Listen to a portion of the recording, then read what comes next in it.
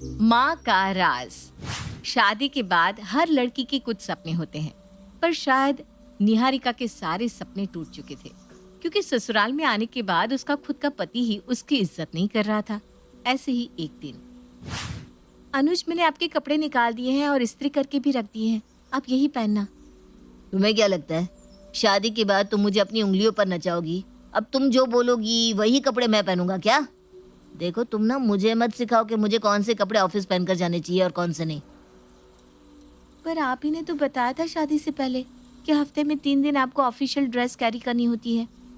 वो शादी से पहले बताया था। अब हमारी शादी हो चुकी है, समय गुजर चुका है, ऑफिस के नियम बदल गए हैं और मैं भी। और कुछ? इतना बोलकर अनुज बिना किसी बात के निहारिका पर नाराज होकर वहां से चला जाता है, पर बेचारी निहारिका एक शब्द नहीं कहती। अब खाने की टेबल पर निहारिका उसे खाना निकाल कर देती है, पर अनुज निहारिका का निकाला हुआ खाना भी नहीं खाता और सबके सामने अपनी माँ से कहता है, माँ, मुझे ऑफिस के लिए लेट हो रहा है और आप अपने घर के कामों में व्यस्त है। आपको पता है ना कि मैं सिर्फ आपके हाथों का निकाला हुआ खाना ही खाता हूँ। भैया, माँ भाभी को इसीलिए लेकर आई है ताकि आपकी और इस घर की जिम्मेदारी भाभी संभाले। आपका बस चले तो आप सारी जिंदगी माँ से ही काम करवाओगे। भाभी ने निकाल कर दिया है ना खाना, क्यों नहीं खा सकती? देख रही हो माँ, इसकी जुबान कितनी ज्यादा चल रही है। मेरी शादी से पहले आपको इसकी शादी करवा देनी चाहिए थी। अरे बस करो, तुम दोनों सुबह सुबह लड़ना शुरू कर देते हो और तेरे नखरे तो मेरी समझ में ही नहीं आते। रुक जा, निकाल रही हूँ खाना, पता नहीं कब बहू के हाथ से खाएगा। अरे सारी जिंदगी में तेरी सेवा नहीं करने वाली, आखिर तेरी शादी क्यों करवाई हमने? अब आशा सुबह सुबह अनुज को ज्ञान देने लगती है। अनुज का गुस्सा धीरे धीरे बढ़ता जा रहा था और वो बिना कुछ खाए खाने पर सूट जाता है और चुपचाप ऑफिस चला जाता है। अनुज का ये रवैया देखकर सभी घर वाले बड़े हैरान होते हैं और आशा निहारिका से कहती है, अब इस लड़के को क्या हो गया सुबह सुबह? इसका तो मुझे समझ में ही नहीं आता। निहारिका बहू, तुम दोनों के बीच में सब ठीक तो है ना? कोई लड़ाई वड़ाई तो नहीं हुई? नहीं माँ जी, हमारे बीच कोई लड़ाई नहीं हुई, सब ठीक है, पर पता नहीं क्यों आज सुबह से ये कुछ परेशान है। अगर भैया परेशान है भाभी, तो भैया का ख्याल रखो ना, जानने की कोशिश करो आखिर भैया क्यों परेशान है। बहुत बोलती है नीति, तू जा अपने कमरे में जा। और बहू, नीति वैसे बिल्कुल सही कह रही है।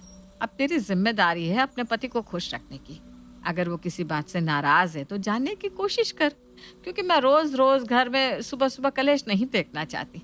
और नई बहू के आते ही घर में कलेश हो, ये बात आसपास के लोगों को पता चल गई ना, तो पता है कैसी कैसी बातें करेंगे। जी माँ जी। निहारिका को आए अभी कुछ ही दिन हुए थे, पर इन कुछ दिनों में निहारिका हर वो कोशिश कर रही थी ताकि वो अपने ससुराल में ढल सके और अनुज की नाराजगी को खत्म कर सके।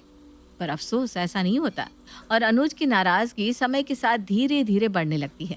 ऐसे ही एक दिन पूरा परिवार तैयार होकर मंदिर जा रहा था, तभी अनुज घर वालों से कहता है, माँ, क्या जरूरत थी मंदिर में पूजा रखवाने की? घर में भी तो पूजा रख सकते थे। आपकी वजह से मुझे पूरे दिन की छुट्टी लेनी पड़ रही है ऑफिस की। ज्यादा नाटक मत कर। हमारे में रिवाज है, घर में जब भी बेटे की शादी होती है तो उसकी शादी के कुछ दिनों बाद मंदिर में जाकर कुल देवता की पूजा की जाती है और इस पूजा में पूरा परिवार बैठता है। तुझे और बहू को भी बैठना है। माँ, मैं इस पूजा में नहीं बैठ पाऊंगा, क्योंकि अभी अभी मेरे ऑफिस से फोन आया है, मुझे बॉस ने बुलाया है। मैं हाफ डे में ऑफिस जा रहा हूँ। आप लोग मंदिर के लिए निकले, मैं पीछे से आ रहा हूँ। सिर्फ 5 मिनट के लिए पूजा में रहूंगा और उसके बाद ऑफिस जाऊंगा। अनुज जी, पर आपके बॉस ने तो आपको पूरी छुट्टी दी थी, आपने ही पूरी छुट्टी लेने से मना कर दिया। तुम बहुत नजर रखने लगी हो मुझ पर, हाँ? मैंने खुद मना किया छुट्टी से, क्योंकि मुझे तुम्हारे साथ पूजा में बैठना ही नहीं है। और कुछ सुना है किसी को? इतना बोलकर अनुज गुस्से में वहां से चला जाता है और पूरा परिवार मंदिर के लिए चला जाता है। बिना अनुज की मौजूदगी में पूरी पूजा खत्म हो जाती है और पूरा परिवार घर वापस आ जाता है, पर अनुज घर पर नहीं होता। अपने बेटे की बेरुखी देखकर अब आशा अपनी बहू को ताने देती है, जब से तेरे साथ मेरे बेटे की शादी हुई है, इसका तो रवैया ही बदल गया है।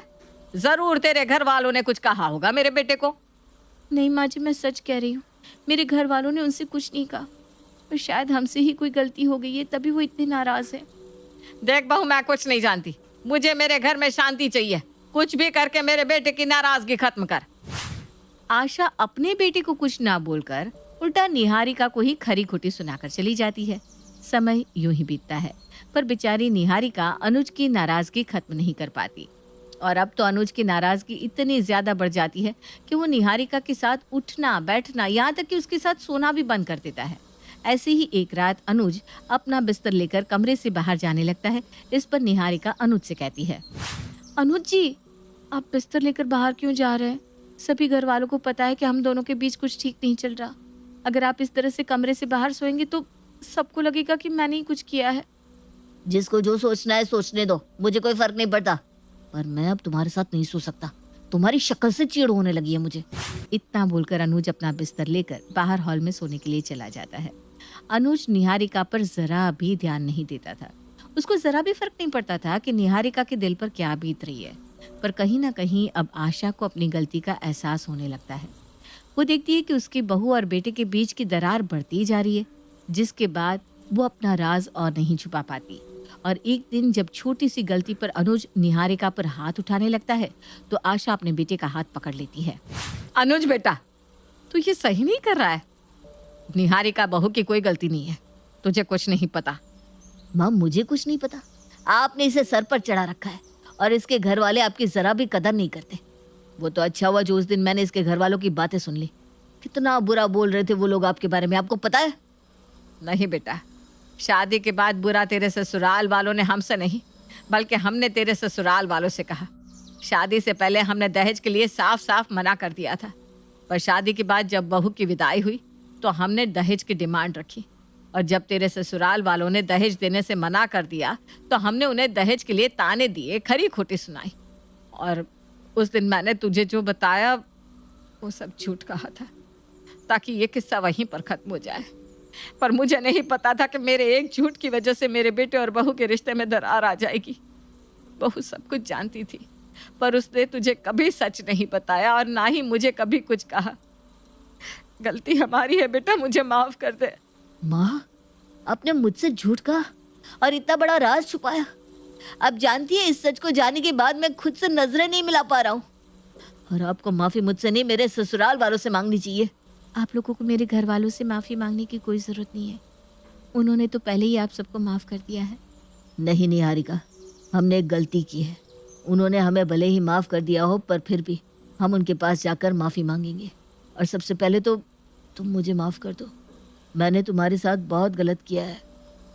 हाँ बहू, अनुज बिल्कुल सही कह रहा है। अनुज बेटा, हम आज ही तेरे ससुराल जाकर तेरे ससुराल वालों से माफ़ी मांगेंगे, और जब तक वो हमें माफ़ नहीं कर देते हम वहाँ से कहीं नहीं जाएंगे। आज आशा और अनुज को अपनी गलती का एहसास होता है और वो लोग अपनी इस गलती की माफ़ी मांगने के लिए अनुज के ससुराल जाते हैं, जहाँ वो अनुज के ससुराल वालों से हाथ जोड़कर अपनी गलती की माफ़ी मांगते हैं।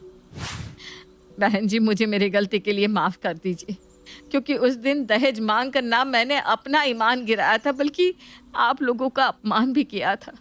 और तो और अपने हाथों से अपने बहू और बेटे की खुशियों का गला घोट दिया था। नहीं नहीं आशा बहन, ऐसा मत कहो। अगर आपने हमें नीचा दिखाने की कोशिश की थी तो हम भी तो पीछे नहीं हटे थे।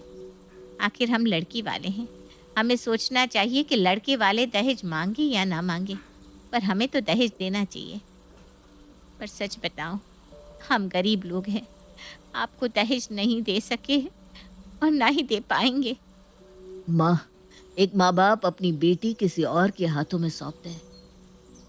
इससे बढ़कर कोई और दहेज भी है क्या? मुझे दहेज कभी नहीं चाहिए। और मेरी माँ ने उस दिन आपसे जो भी कहा उसके लिए मुझे माफ़ कर दीजिए। मुझे नहीं पता था कि गलती मेरे घर वालों की है। मेरी माँ ने मुझसे ये राज छुपा के रखा और मुझसे झूठ कहा। इसलिए अपनी गलतियों के लिए यहाँ हम आपसे हाथ जोड़कर माफ़ी मांगने आए हैं, क्योंकि बिना पूरा सच जाने मैंने भी निहारिका को बहुत परेशान किया। आपने विश्वास करके अपनी बेटी का हाथ मेरे हाथ में दिया और मैंने आपका विश्वास तोड़ दिया। दामाद जी, माफ़ी मांगकर हमें छोटा मत कीजिए। और वैसे भी सुबह का भूला अगर शाम को घर आ जाए तो उसे भूला नहीं कहते। इस तरह से अनुज के ससुराल वाले भी उन्हें दिल से माफ़ कर देते हैं।